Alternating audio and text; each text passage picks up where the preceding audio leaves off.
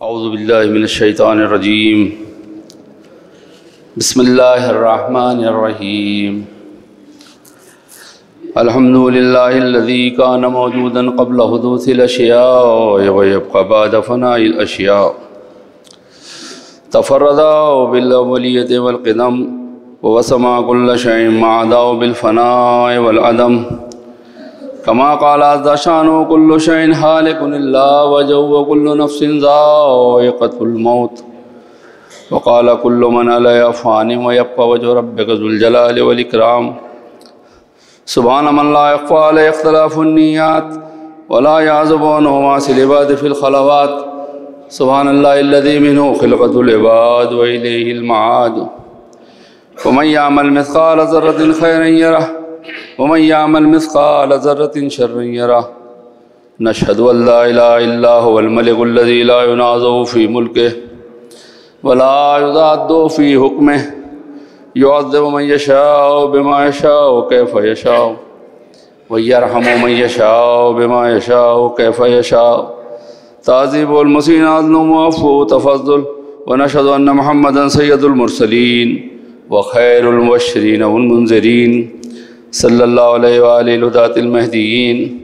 من رکب سفینتہم نجا واہتدی من تخلف عنہا ضل فغرق وہوا بسم اللہ الرحمن الرحیم اللہم کل ولیک الحجۃ ابن الحسن صلواتک علیہ وعلی آبائہ فی هذه الساعة وفی کل ساعة ولیا وحافظا وقائدا وناصرا ودلیلا وعینا حتی تسکنہ ارضک طوعا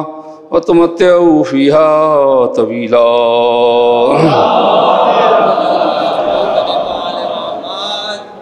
اوصيكم عباد الله ونفسي تقوى الله اعوذ بالله من الشيطان الرجيم بسم الله الرحمن الرحيم يا ايها الناس انتم الفقراء الى الله والله هو الغني الحميد بندگان خدا سورہ فاطر قرآن مجید کا 35واں سورہ اس کی 15 نمبرویں آیت جو اللہ انسانوں سے لوگوں سے اپنے بندوں سے فرما رہا ہے تم سب کے سب خدا کے فقیر ہو خدا کے محتاج ہو یا ایھا الناس اے لوگوں تم سب کے سب اللہ کے محتاج ہو واللہ هو الغنی الحمید اور اللہ جو ہے وہ بے نیاز ہے اس کو غنی ہے وہ اور تمام حمد و ثنا کا سزاوار بھی وہی ہے۔ اس آیہ کریمہ میں ایک تو ہمیں ہماری حیثیت کہ ہم ایک لمحہ بھی خود مختار نہیں ہو سکتے، یعنی اب خود کفیل سیلف جسے کہنا چاہیے، اس لیے کہ ہم ہر معاملے میں اس کے محتاج ہیں۔ اس نے ہمیں پیدا ہی ایسا کیا ہے، خلقی اس طرح کیا ہے، سانس لینے میں اس کے محتاج، دیکھنے میں اس کے محتاج، سننے میں اس کے محتاج، یہ کان ناک آنکھیں ساری ہوا سے خمسہ یہ سب چیزیں جو اس نے بنائی ہیں اسی نے تو بنائی ہیں۔ اور آپ اگر یہ اندازہ کرنا چاہتے ہیں کہ سننے میں اس کے کیسے محتاج ہیں، دیکھنے میں اس کے کیسے محتاج ہیں، یہ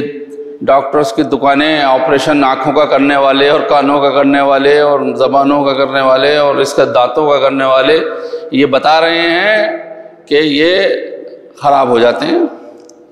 کچھ کے ٹھیک ہو جاتے ہیں اور کچھ جو ہیں وہ زندگی بھر علاج کیا کرتے ہیں مگر مرض بڑھتا چلا جاتا ہے ٹھیک۔ تو ہم ہر معاملے میں اس کے محتاج ہیں، فقیر ہیں۔ ہوتا یہ ہے کہ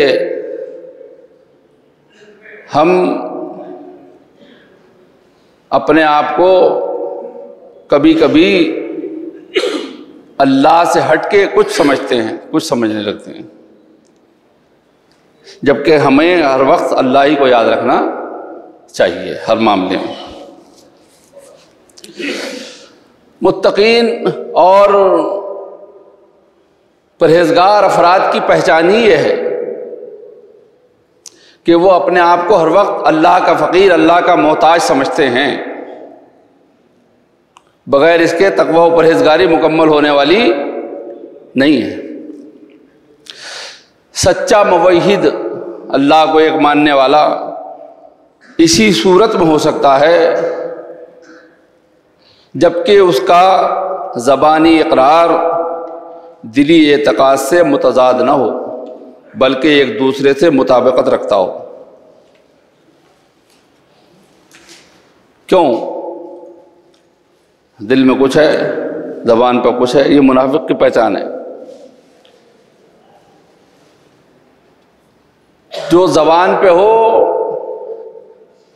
اللہ میرا رب ہے، میں زبان سے کہہ رہا ہوں، اللہ میرا خالق ہے، میں زبان سے کہہ رہا ہوں، اللہ میرا رازق ہے، میں زبان سے کہہ رہا ہوں، یوم جزا کا مالک ہے، میں زبان سے کہہ رہا ہوں، لیکن دل میں بھی اس کا اعتقاد ہو، اور زبان اور دل دونوں جب مل جائیں تو اس کے بعد جو عمل ہوگا وہ ہوگا عمل کہ ہاں واقعاً اللہ کی بارگاہ میں قبول ہونے کے لائق ہے۔ دل اور زبان میں مطابقت ہونی چاہیے، تضاد نہیں ہونا چاہیے، ایک دوسرے کے خلاف نہیں ہونے چاہیے۔ کبھی نہ کبھی انسان پکڑا جاتا ہے، زبان سے کچھ کہتا ہے، دل میں کچھ ہے، تو ایک موقع پہ آگے انسان ہی اسے پکڑ لیتے ہیں کہ اما تمہاری زبان پہ کچھ ہے اور تمہارے دل میں کچھ ہے، جبکہ دل کا حال تو اللہ ہی جانتا مگر کہہ دیتا ہے۔ لہذا ایسے شخص کی علامت یہ ہے کہ جس کے زبان پہ جو ہے وہ دلی میں وہی ہے۔ ایسے شخص کی علامت یہ ہے کہ وہ انتہائی شدت سے اپنے خالق کے سامنے تواضع و انکساری سے پیش آتا ہے، ہر وقت اللہ ہی کے سامنے رہتا ہے اور کوئی غرور اور تکبر والی بات نہیں کرتا۔ وہ کفران نعمت کی صورت میں نعمت خداوندی کے زوال سے اس سے ہمیشہ ڈرتا رہتا ہے۔ کفران نعمت کی بنا پر ایک شکران نعمت ہے، ایک کفران نعمت ہے۔ نعمتیں ملتی چلی جا رہی ہیں مگر انسان جو ہے وہ اقرار ہی نہیں کرتا کہ اللہ مجھے دے رہا ہے۔ اور شکران نعمت کیا ہے کہ جو بھی نعمت، یعنی بعض لوگ تو یہاں تک کہتے ہیں کہ اگر کسی کو احساس ہو تو ہر نفس کی آمد و شد پر ایک سانس آیا اور دوسرا گیا، اس کے آنے پر بھی اللہ کا شکر ادا کرتا رہے۔ ایک سانس آ جائے اور واپس نہ آئے اندر سے تو موت واقع ہو جاتی ہے، اور ایک سانس چلا اندر جائے اور واپس نہ آئے، اور واپس جائے باہر سے اندر نہ جائے تو اسی ایک سانس کے نہ لینے پر موت آ جاتی ہے۔ تو ہر سانس کی آمد و شد پر شکر خدا انجام دینا چاہیے۔ تو زوال نعمت وہیں سے ہو جاتا ہے جہاں کفران نعمت ہوتا ہے، اور اللہ کا وہ بندہ جس کے زبان پہ جو کچھ ہے وہی دل میں ہے، وہ کفران نعمت سے ڈرتا ہے بلکہ ہر نعمت پر اس کا شکر ادا کرتا ہے۔ اور دوسری علامت یہ ہے کہ وہ کسی کی تعریف اور خوش آمد سے خوشی محسوس نہیں کرتا۔ اتنا وزنی ہو کہ سارے مل کے اس کی تعریف کر رہے ہوں تو وہ خوش نہیں ہوتا، اس لیے کہ وہ اپنے بارے میں جانتا ہے کہ میں کیا ہوں۔ بلکہ مولا کائنات حضرت علی ابن ابی طالب علیہ السلام ارشاد فرماتے ہیں، کیا فرماتے ہیں؟ متقین کی تعریف و صفات، اس کے صفات کے بیان میں، جب ان میں سے کوئی کسی کی تعریف کرنے لگتا ہے تو جو کچھ اس کے بارے میں کہتے ہیں، یعنی پرہیزگار کے بارے میں، وہ اس سے ڈرتا ہے اور کہتا ہے میں اپنے نفس کو دوسروں سے زیادہ جانتا ہوں۔ آپ بہت اچھے ہیں، آپ بہت ایسے ہیں اور ویسے ہیں اور فرشتہ ہیں اور یہ ہیں اور وہ ہیں اور معصوم لگتے ہیں اور فلاں لگتے ہیں، تو وہ ڈرتا ہے اس بات سے۔ جو اللہ کا بندہ ہوتا ہے، جو فقیر ہے اس کا، جو محتاج ہے اس کا، وہ ڈرتا ہے اس بات پر کہ یہ میری تعریف کر رہا ہے، مگر جو یہ تعریف کر رہا ہے اس کے بارے میں خود اپنے نفس کے بارے میں اس سے زیادہ جانتا ہوں کہ میں کیا ہوں۔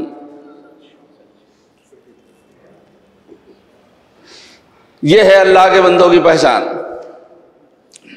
اور پھر فرماتے ہیں یعنی متقی یہی محتاج جو ہیں اللہ کے، جو اپنے آپ کو اس کا فقیر ہر روز سمجھتے رہتے ہیں، اور میرا پروردگار میرے نفس اور ضمیر کو اچھی طرح جانتا، میں بھی جانتا ہوں لیکن وہ مجھ سے زیادہ جانتا ہے، نفس کو بھی جانتا ہے، ضمیر کو بھی جانتا ہے۔ اس کے بعد درگاہ رب العزت کی طرف متوجہ ہو کر کہتا ہے، کون؟ جس کی تعریف کر رہے ہیں لوگ، جس کو چڑھا رہے ہیں، جو باتیں اس میں نہیں ہیں وہ بھی کہہ رہے ہیں، تعریف کے پل باندھ رہے ہیں، اور وہ اس پہ کچھ لوگ چڑھ بھی جاتے ہیں۔ اس پہ تعریف کے پل پہ چڑھنے والا کبھی اس کنارے سے اس کنارے پہ نہیں پہنچتا، تعریف کا پل ڈھہ جاتا ہے، جیسے بہار کے پل ڈھہتے ہوئے دیکھیں آپ نے برسات میں، ایسے ڈھہ جاتے ہیں تعریف کے پل، لہذا آدمی اپنی تعریف کبھی نہیں کراتا۔ تو وہی کہتا ہے کہ یہ جو میری تعریف کر رہا ہے، میں اپنے نفس کو اچھی طرح جانتا ہوں، اور میرا پروردگار میرے نفس اور ضمیر کو اچھی طرح جانتا ہے، مجھ سے بہتر جانتا ہے وہ۔ اس کے بعد درگاہ رب العزت میں متوجہ ہو کر کہتا ہے، اے میرے معبود، یہ لوگ جو کچھ میری تعریف میں کہتے ہیں اس کا مجھ سے مواخذہ نہ کر۔ تعریف کر رہے ہیں لوگ اور میں خوش ہو رہا ہوں اور چپ بیٹھا ہوں، اور ان کو کہہ بھی نہیں رہا ہوں کہ آپ لوگ یہ نہ کیجئے، تو اب ایسے میں کیا ہوگا؟ ایسے میں یہ ہوگا کہ اللہ مجھ سے پوچھے گا کہ کیوں بھائی تمہیں وہ فرشتہ کہہ رہے تھے اس وقت، تم فرشتے تھے؟ دنیا بھر کا حرام حلال کا مال تم کھا گئے، رزق، فرشتے تو رزق نہیں کھاتے ہیں، اور تم نے یہ بھی نہیں دیکھا کہ فرشتے تو فرشتے ایسے کام کیے جو انسانیت سوچ تھے، اور تم تعریف میں خوش ہو رہے تھے، تمہارے لوگ تعریف کر رہے تھے، بتاؤ۔ تو وہ یہ کہہ رہا، متقی یہ کہتا ہے کہ پالنے والے، جو کچھ یہ لوگ میری تعریف کر رہے ہیں تو اس کا مجھ سے مواخذہ نہ کرنا، جواب طلب نہ کرنا مجھ سے، مجھے اپنے سامنے کھڑا نہ کرنا اس تعریف کے لیے، اس لیے کہ میں اس پہ راضی نہیں ہوں، میں اس پہ راضی نہیں ہوں۔ اے میرے معبود، یہ لوگ جو کچھ مجھ سے میری تعریف میں کہتے ہیں اس کا مجھ سے مواخذہ نہ کر۔ تعریف کرنے والا جس نظر سے مجھے دیکھ رہا ہے میں اس کا اہل نہیں ہوں، مجھے اس سے بالا تر قرار دے، اور میرے ان گناہوں کو بخش دے جو میرا مدعا نہیں جانتا۔ بندگان خدا کیا کہنا، مولا فرما رہے ہیں کہ نیک جو اپنے آپ کو ہر وقت اللہ کا فقیر سمجھے، محتاج سمجھے، اللہ والا ہو، پرہیزگار اور متقی ہو، وہ کہتا ہے پالنے والے، یہ جو میری تعریف کر رہا ہے، میرا مدعا ہے، میرے ان گناہوں کو معاف کر دے جو یہ نہیں جانتا۔ اگر یہ جانتا ہوتا تو اس طرح تعریف نہ کرتا، وہ تو میں ہی جانتا ہوں، وہ تو مجھے ہی پتا ہے، یعنی میں اپنے بارے میں نہیں کہہ رہا، یہ انسان، اس کے بارے میں بھی آپ کی خدمت میں عرض کروں گا۔ ایک موحد شخص اپنے آپ کو یا کسی اور کو خدائے بے مثل کی حمد و ثنا کے استحقاق میں کس طرح شریک قرار دے سکتا ہے؟ ابھی بات کھلتی ہے۔ جبکہ وہ دن رات کئی مرتبہ کہتا ہے سبحان اللہ، یعنی میں اپنے خدا کو ہر قسم کے شریک و شرکت سے پاک و پاکیزہ سمجھتا ہوں، اور وہ بار بار کہتا ہو الحمدللہ، یعنی حمد و ثنا کے تمام مصادیق اور اقسام صرف پروردگار کے لیے مخصوص ہیں، اس کے سوا اور کوئی حقیقی تعریف کا استحقاق نہیں رکھتا۔ نقطہ کیا ہے؟ جو عبارت میں نے آپ کی خدمت میں پڑھی، نقطہ کیا ہے اس میں؟ ساری تعریفیں اللہ کے لیے ہیں، ہم دن صبح سے شام تک اور رات سے صبح تک سبحان اللہ اور الحمدللہ کتنی بار کہتے ہیں؟ اگر مجلس میں چلے جائیں تو بہت دفعہ سبحان اللہ کہتے ہیں، کھانے کے بعد الحمدللہ، اور دوسری چیزیں ملتی ہیں الحمدللہ کہتے ہیں کبھی، تمام تو پاک و پاکیزہ ذات بھی وہی ہے، اور حمد بھی ساری اسی کے لیے ہیں۔ تو جب میں نے یہ عقیدہ اور اعتقاد کر لیا ہے کہ تعریفیں بھی اس کے لیے ہیں اور پاک و پاکیزہ بھی وہی ہے،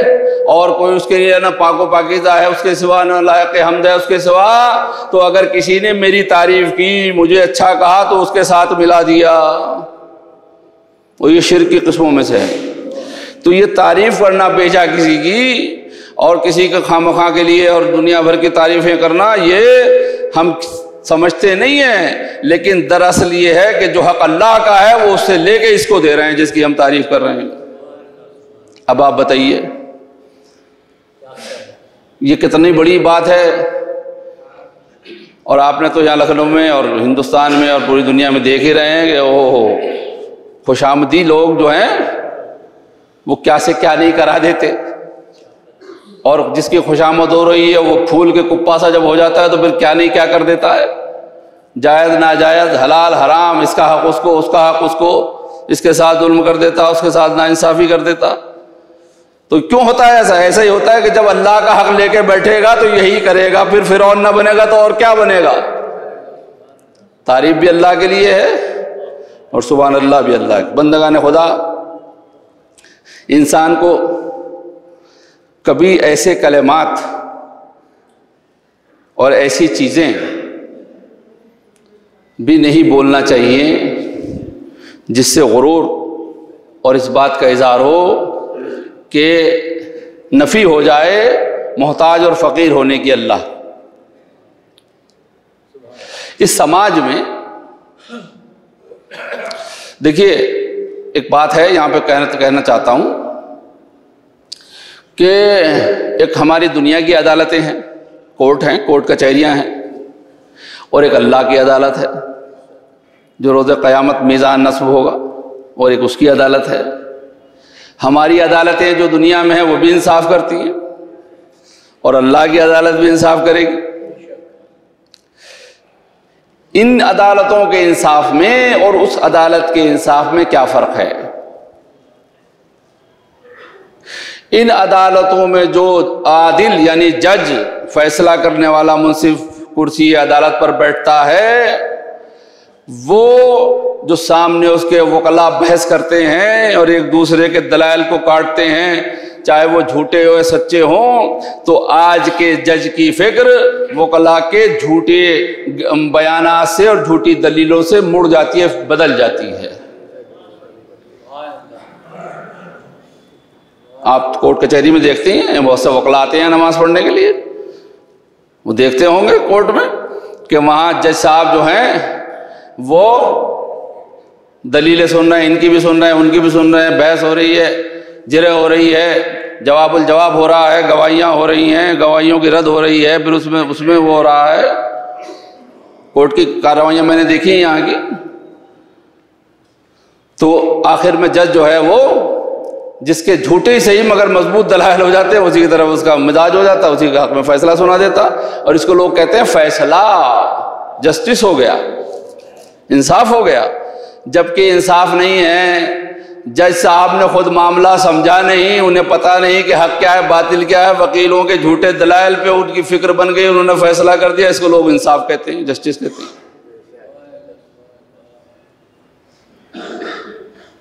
اور اللہ کی جو عدالت ہے، اس عدالت کا امتیاز یہ ہے، خصوصیت یہ ہے کہ اس عدالت میں وکیلوں کے جھوٹے دلائل عادل منصف کی فکر پر اثر انداز نہیں ہو سکتے۔ یہ ہے، لہذا ہم کو چاہیے کہ ہم اس عدالت کی فکر کریں کہ جہاں ہمارا ایک صاحب بیان فرما رہے تھے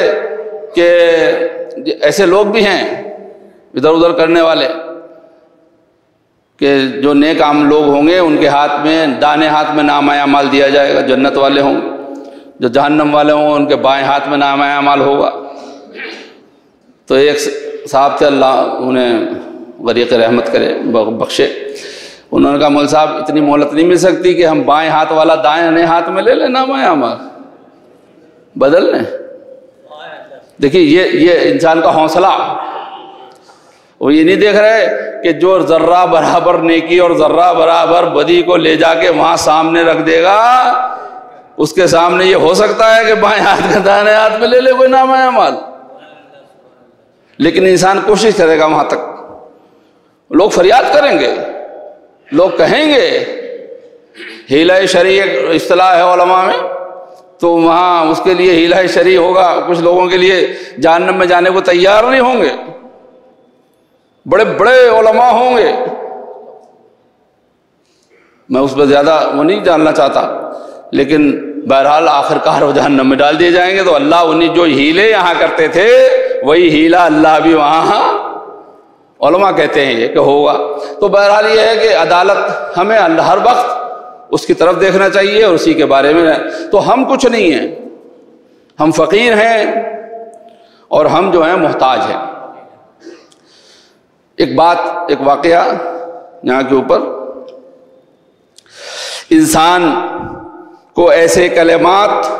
اور الفاظ سے بھی اجتناب کرنا چاہیے، بچنا چاہیے جن سے انسان کے استقلال و بے نیازی اور خود نمائی کا اظہار ہوتا ہو۔ مثلا میں فلاں صفت یا فلاں کمالیت رکھتا ہوں، ایسے الفاظ جس سے کہ اپنے اوپر میرے اندر یہ صفات ہیں، میرے اندر یہ کوالٹیز ہیں، میرے اندر یہ کمال پایا جاتا ہے، میرے اندر یہ صفت پائی جاتی ہے، ایسے لفظوں سے بھی اجتناب کرنا چاہیے، اس لیے کہ ہم فقیر ہیں اس کے، اس نے ہمیں دیا ہے تو ہمارے اندر ہے، وہ اگر لے لے گا تو ہمارے اندر سے نکل جائے گا سب، تو ہم کون ہوتے ہیں؟ لہٰذا ایک واقعہ اس پوری بات کو مختصر اور نتیجے کے طور پر پیش کرتا ہوں۔ ایک آدمی نے حضرت رسول خدا صلی اللہ علیہ وآلہ وسلم کی بارگاہ میں پہنچ کر دروازہ کھٹکھٹایا۔ حضرت نے اندر سے دریافت فرمایا، آپ کون صاحب ہیں؟ اس نے کہا میں۔ یہاں بھی دروازے کھٹکھٹاتے ہیں، یہاں بھی ہوتا ہے یہ کہ بعض لوگ جو زیادہ آنے جانے والے ہوتے ہیں وہیں سے کہتے ہیں میں، آگے پیچھے کچھ نہیں کہیں گے، میں۔ اب سمجھ لیے کون ہے میں؟ تو اس نے بھی یہ کہا میں۔ بس حضرت لفظ میں کے استعمال سے غضبناک ہوئے۔ جب اس نے کہا میں تو آپ اس سے غضبناک ہوئے اور گھر سے باہر تشریف لائے اور پوچھا میں کہنے والا کون تھا؟ میں کہنے والا کون تھا؟ اس کے بعد فرمایا، وہ تو پتہ ہی چل گیا ہوگا میں ہوں، جس نے بھی کہا ہوگا کہ یہ ہے فلاں ہے۔ اس کے بعد نصیحت فرمائی اور وہ نصیحت ہمارے لیے ہم تک ہمارے علماء نے پہنچا دی۔ فرمایا جاننا چاہیے خداوند عالم کے سوا اس لفظ کا کوئی سزاوار نہیں ہے۔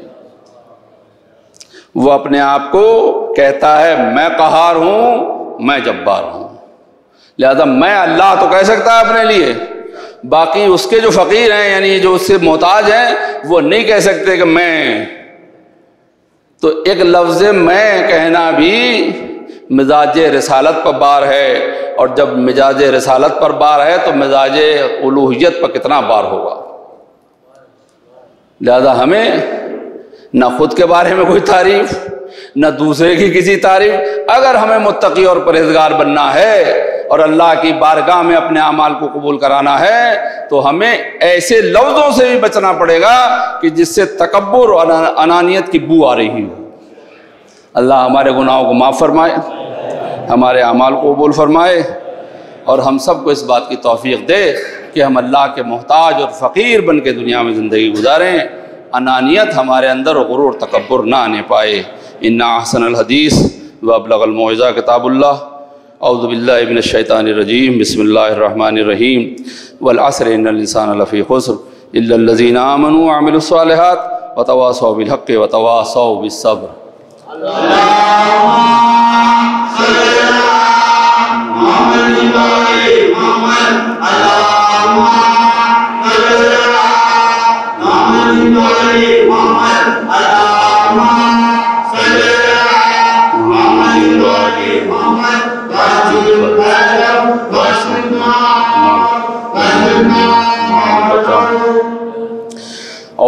باللہ من الشیطان الرجیم بسم اللہ الرحمن الرحیم الحمد للہ الذی لا الہ الا هو الحلیم الکریم غافر الذنب وقابل التوب وهو الغفور الرحیم سبحان من سبقت رحمته وغضبه وبسط الیدین بالرحمہ سبحان من لم یکلم نفسا الا دون وسعها وعفى عن السیئات ولم یجاز بها سبحان من لا يزداد على معاصي العباد الا کرما وجودا وعلى كثرة الذنوب الا عفوا وصفحا نشهد ان لا اله الا هو ونتوب على العباد بجوده والعواد على المذنبين بعلمه ونشهد ان محمدا نبيه وحبيبه سيد المرسلين وشفيع المذنبين بعث رحمة للعالمين صلى الله عليه وآله الداعين إلى سبيل الله بالحكمة والموعظة الحسنة قادة الأمم والأولياء إنما معدن الرحمة أوصيكم بعد الله بالتوبة أعوذ بالله من الشيطان الرجيم بسم الله الرحمن الرحيم قل يا عبادي الذين أسرفوا على أنفسهم لا تقنطوا من رحمة الله إن الله يغفر الذنوب جميعا إنه هو الغفور الرحيم بندگان خدا، آج جمادی الاول کی 29 تاریخ ہے۔ چاند آج بھی ہو سکتا اور کل تو ہو ہی جائے گا 30 کا، اور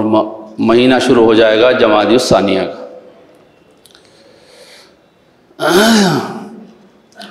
مہینے آتے جاتے رہتے ہیں، چاند نکلتا رہتا ہے، اپنی منزلوں میں آتا رہتا ہے، چھوٹا ہوتا ہے پھر بڑا ہو جاتا ہے، پھر 14ویں کا چاند ہو جاتا ہے، پھر چھوٹا، یہاں تک کہ کھجور کی سوکھی ہوئی لکڑی کی طرح ہو جاتا ہے، پھر غائب ہو جاتا ہے، پھر نکلتا ہے۔ یہ پتہ نہیں کب سے حکایت ہے، ایک شخص کو چاند سے محبت ہو گئی۔ اس نے دیکھا چاند چھوٹا بڑا، پھر 14ویں کا چاند بڑا خوبصورت، مگر وہ دیکھتا تھا کہ چاند نکلتا تو ہے مگر کچھ دن بعد مشرق سے مغرب کی طرف جانے لگتا، ادھر سے نکلتا ادھر جاتا، ادھر سے نکلتا ادھر جاتا، تو اسے چاند چمکتا رہے، دکھتا رہے، یہی چاہتا تھا، وہ غائب نہ ہو۔ تو ایک دن چاند دمک رہا تھا،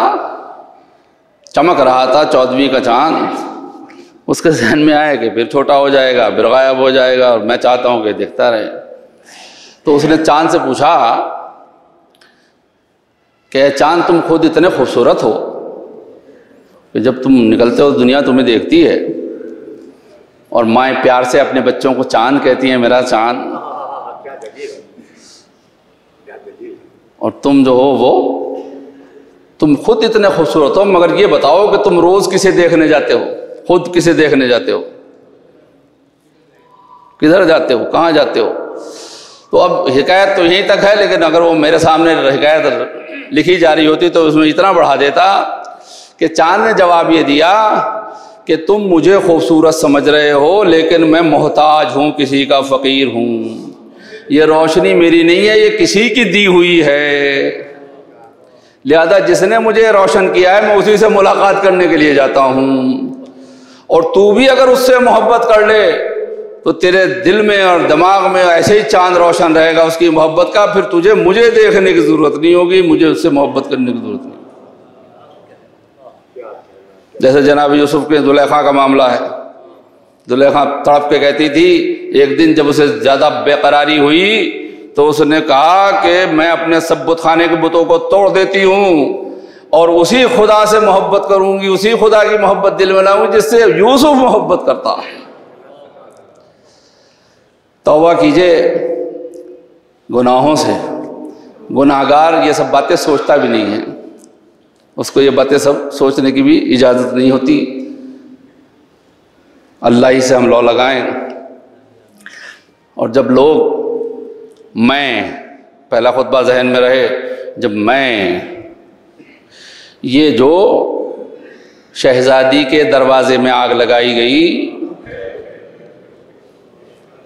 دروازہ جلایا گیا، جلتا ہوا دروازہ شہزادی کے اوپر گرا دیا گیا، اس کے اوپر سے 18-20 لوگ اتر کے چلے گئے، یہ کیا، یہ میں تو ہے، میں خلیفہ ہوں، میں حاکم ہوں، میں جو چاہوں، میرا آرڈر حکم ہے، یعنی شریعت، قرآن، سنت سب کو بالائے طاق رکھ دیا گیا، پس پش ڈال دیا گیا۔ 3 تاریخ آئے گی جو روز شہادت ہے، رسول کی بیٹی حضرت فاطمۃ الزہرا سلام اللہ علیہا،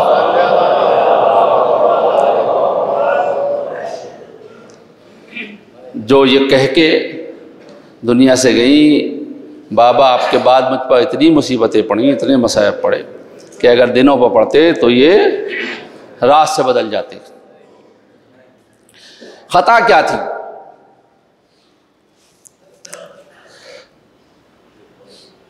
خطا صرف یہی تھی کہ یہ یاد دلانے کے لیے کہ جس جگہ تم بیٹھے ہو یہ تمہارا حق نہیں ہے، یہ تمہاری جگہ نہیں ہے، یہ جگہ علی ابن ابی طالب علیہ السلام کی ہے۔ پہلی منزل پہ اگر نہ ٹوکا جاتا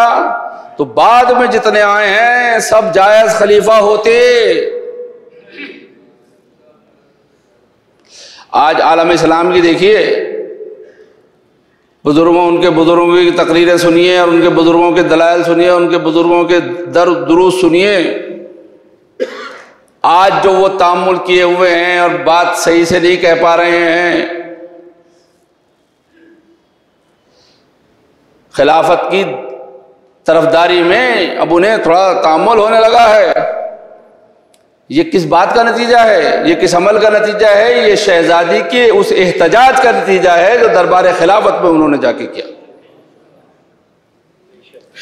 اور اس احتجاج کو کوئی چیلنج نہیں کر سکتا۔ آج تک چیلنج کرنے والا مجھ سے آگے بات کرے، چیلنج نہیں کر سکتا کوئی۔ کیوں چیلنج کر سکتا ہے؟ کیوں کر چیلنج کر سکتا ہے؟ اس لیے کہ حضرت فاطمۃ الزہرا سلام اللہ علیہا جزو رسالت ہے، جزو رسالت۔ اسی لیے بلال نے عہد کیا کہ میں اذان نہیں کہوں گا بعد پیغمبر، لیکن جب شہزادی نے حکم دیا کہ بلال اذان کہو تو بلال اذان دینے کے لیے گلدستہ اذان پہ چلا گیا۔ صحابی رسول نے یہ بتایا کہ میرا عہد کچھ نہیں ہے، حکم فاطمہ حکم رسول ہے۔ بندگان خدا عزاداری کیجیے گا اور ماتم کیجیے گا، اس لیے کہ حسن و حسین نے ماتم کیا ہے، مولا علی نے ماتم کیا ہے شہزادی کی شہادت پر، جناب زینب ام کلثوم نے ماتم کیا ہے، صحابہ نے ماتم کیا ہے، ازواج مطہرات نے ماتم کیا ہے شہزادی کی شہادت پر۔ لہذا ماتم کیجیے، عزاداری کیجیے، ایسی کیجیے جس حق تو ہم سے نہیں ادا ہوگا، اس لیے کہ ہم کتنا بھی روئیں، کتنا بھی ماتم کریں، ان ٹوٹی ہوئی پسلیوں کا مرہم نہیں ہو سکتا جنہیں فاطمہ جس زخموں کو مولا علی سے چھپا کے لے گئی۔ اگر مولا علی بتا نہ دیتے تو ہمیں پتہ بھی نہ چلتا۔ لہذا ماتم کیجیے، عزاداری کیجیے، اور لوگوں کو بتائیے کہ رسول کی بیٹی کو، جو اکلوتی بیٹی تھی، جو تمام دنیا کی عورتوں کی سردار تھی، جو خاتون جنت ہے، جو حسنین کی ماں ہیں، ان کے ساتھ بعد پیغمبر لوگوں نے کیا برتاؤ کیا۔ ہم پھر احتجاج کرتے ہیں امت مسلمہ سے کہ وہ قاتلان جناب زہرا کو چھپانے کی کوشش نہ کریں، ان کی طرفداری کرنے کی کوشش نہ کریں، جو حق ہے اسے بیان کریں، جو حق ہے اسے سامنے لائیں، جو بات سچ ہے اسے بیان کریں۔ یہی اسلام اور مسلمان ہونے کا تقاضا ہے۔ دعا کرتے ہیں پالنے والے، جو لوگ مدینہ زیارت کو جاتے ہیں اور فاطمہ کی ٹوٹی ہوئی قبر کو دیکھتے ہیں، ہم دعا کرتے ہیں، پہلے تو ان ٹوٹی ہوئی قبروں پہ احتجاج کرتے ہیں، اور دوسرے پھر مطالبہ کرتے ہیں کہ ان قبروں کی تعمیر جلد سے جلد ہو، اور تیسرے دعا کرتے ہیں پالنے والے اس حکومت کو نیست نابود فرما دے جس نے ان مزارات کو منہدم کیا ہے، اور ایسی حکومت کا قیام عمل میں آ جائے جو ان مزارات کی تعمیر کے اسباب بہم کر دیں اور اس تعمیر کو کریں۔ تمام علماء اعلام کا سایہ، مدینے لوگ جا رہے تھے مکے سے، عمرے میں تھے، 45 لوگ جل گئے، حادثہ ہو گیا، ان کے گھر والوں کی خدمت میں تعزیت پیش کرتے ہیں۔ بہرحال مدینے کی زیارت پر تھے، عمرے کے سفر پر تھے، بہت مشکل ہوتا ہے، کس طرح سے دم نکلا ہوگا، کیسے کیا ہوا ہوگا وہی جانتے ہیں۔ آئندہ ایسا حادثہ نہ ہو اس کے لیے دعا کرتے ہیں، اور یہ دعا بھی کرتے ہیں کہ پالنے والے دنیا سے وہ اسباب ختم ہو جائیں جو فساد اور اس کے باعث ہیں، اور وہ اسباب وہم ہو جائیں کہ جو امن و امان اور دنیا میں سلامتی اور امن کے باعث ہوں۔ پالنے والے امام زمانے کے ظہور میں تعجیل فرما، اور ہم سب کو ان کے اعوان انصار میں شمار فرما۔ اعوذ باللہ من الشیطان الرجیم، بسم اللہ الرحمن الرحیم۔ ان اللہ وملائکتہ یصلون علی النبی یا ایھا الذین آمنوا صلوا علیہ وسلموا تسلیما۔ اللہم صلی علی سید المرسلین وشفیع المذنبین نبینا محمد صلی اللہ علیہ وآلہ۔ اللہم صلی علی محمد وآل محمد وعلی امام المسلمین وقائد الغر المحجلین امیر المومنین علی ابن ابی طالب صلوات اللہ علیہ وآلہ، وعلی سیدۃ نساء العالمین وبذت خاتم النبیین سیدنا فاطمہ بنت رسول اللہ صلوات اللہ علیہا، وعلی الحسن المجتبی والحسین الشہید بکربلا، وعلی ابن الحسین ومحمد ابن علی وجعفر ابن محمد وموسیٰ ابن جعفر وعلی ابن موسیٰ ومحمد ابن علی وعلی ابن محمد والحسن ابن علی علیہ السلام۔ اللہم صلی علی مولانا صاحب الزمان، اللہم صلی علی محمد وآل محمد۔ بسم اللہ الرحمن الرحیم۔ ان اللہ یامر بالعدل والإحسان وإیتاء ذی القربى وینہی عن الفحشاء والمنکر والبغی یعظکم لعلکم تذکرون۔ اللہم صلی علی محمد۔